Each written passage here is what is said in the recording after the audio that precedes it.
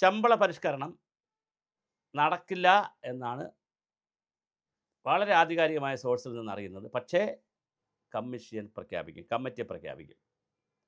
Committee പ്രഖ്യാപിച്ചുകൊണ്ട് തടി ഊരും.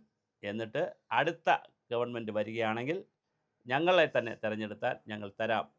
അതുകൊണ്ടാണ് ഇപ്പോൾ 10% എന്ത് കൊടുത്തത്, ഈ DA കൊടുത്തതിൻ്റെ ഉദ്ദേശം. 13% DA കൊടുത്തതിൻ്റെ അജണ്ട ശമ്പള പരിഷ്കരണം ഇനിയിപ്പോൾ 3 മാസത്തിനകത്ത് നടപ്പിലാക്കുന്നത് ഈ ഗവൺമെൻറ് കാലഘട്ടത്തിൽ നടക്കാനുള്ള ഒരു സാധ്യതയുമില്ല.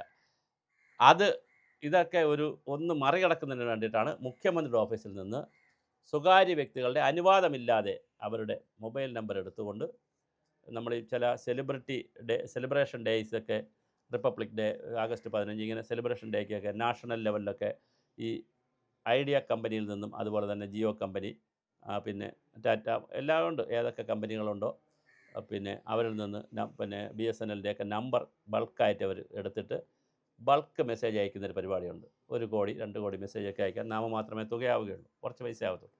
ഇങ്ങനെ ബൾക്ക് മെസ്സേജ് ഒരു മോഡലുണ്ട്. പക്ഷേ ഒരാളിൻ്റെ അനുവാദമില്ലാതെ അദ്ദേഹത്തിൻ്റെ മൊബൈൽ ഫോണിലേക്ക് ഡേറ്റ ഗവൺമെൻറ് കാര്യങ്ങൾ അയക്കുന്നു എന്ന് പറയുമ്പോൾ മറ്റൊരു സുഹൃത്തുക്കൾ അയക്കുന്നതൊക്കെ ഒരു ഒറ്റപ്പെട്ട അയപ്പായിരിക്കും. പക്ഷേ ഇത് ബൾക്കായിട്ട് കോടിക്കണക്കിന് ആളുകളുടെ സ്വകാര്യ ഫോണുകളിലേക്ക് മുഖ്യമന്ത്രി ഓഫീസിൽ നിന്ന് തന്നെ നേരിട്ട്, ഹലോ, ഞാൻ പിണറായി വിജയൻ, നിങ്ങൾക്കെല്ലാം ക്ഷേമം തന്നെയല്ലേ, ആവശ്യമുള്ള പണം തന്നിട്ടുണ്ട്, 13% DA തന്നല്ലോ, നിങ്ങളുടെ HRA തന്നല്ലോ, നിങ്ങളെ എല്ലാം തന്നിരിക്കുകയാണ്, എന്നെ തന്നെ വീണ്ടും തിരഞ്ഞെടുത്താൽ ശമ്പള പരിഷ്കരണവും തരാം, എല്ലാ കാര്യങ്ങളും ചെയ്യാം എന്ന് പറഞ്ഞുകൊണ്ടുള്ള മെസ്സേജുകൾ മലയാളത്തിൽ ആളുകൾക്ക് കിട്ടുന്നു. ഈ മെസ്സേജിനെതിരെ ഹൈക്കോടതിയിൽ കേസിന് പോയിട്ടുണ്ട് കുറച്ച് പേര്. പക്ഷെ എന്തായാലും വളരെ കൃത്യമായിട്ടുള്ള ചില PR വർക്കുകളിലൂടെയാണ് കാര്യങ്ങൾ നീങ്ങുന്നത്. ഈ PR വർക്ക് കൊണ്ടൊന്നും ഒരു ഉദ്യോഗസ്ഥനും വോട്ട് ചെയ്യാൻ പോകുന്നില്ല. 13% DA കൊടുത്തിട്ടുണ്ടെങ്കിൽ അത് വാങ്ങും.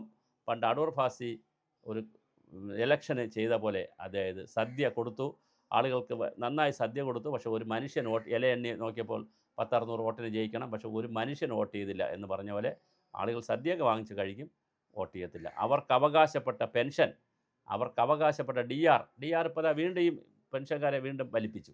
10% വലിപ്പിക്കും, ഇതും വലിപ്പിച്ചു. ഈ ഒരു മാസം മാറുന്നതിൻ്റെ ഒരു വലിപ്പീരുണ്ട്. അതായത് ഫെബ്രുവരിയിൽ ഉള്ള ശമ്പളം മാർച്ചിലേക്ക് സർക്കാർ ജീവനക്കാർക്ക് കിട്ടുമ്പോൾ അവർക്ക് മാർച്ചിൽ കിട്ടുന്നത് ഏപ്രിലിൻ്റെ പെൻഷനായിരിക്കും മാർച്ചിൽ ആദ്യം കിട്ടുന്നത്. പെൻഷൻകാർ അവരെ വലിപ്പിച്ചിട്ടുണ്ട്. എന്തായാലും വളരെ രസകരമാണ് കാര്യങ്ങൾ. നടക്കട്ടെ. ശമ്പള പരിഷ്കരണം അവസാനം സ്വഹ ഒള്ളി പ്രഖ്യാപനം.